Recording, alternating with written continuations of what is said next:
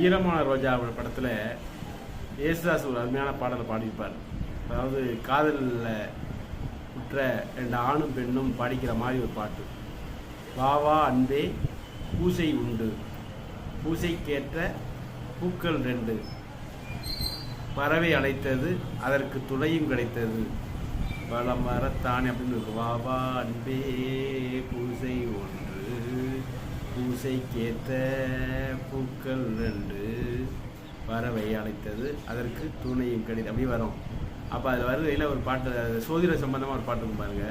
மலரை வெண்டு மொய்த்திட மாதம் தேதி ஏது, மீனம் மேசம் பார்ப்பதோ காதல் தோன்றும் போது.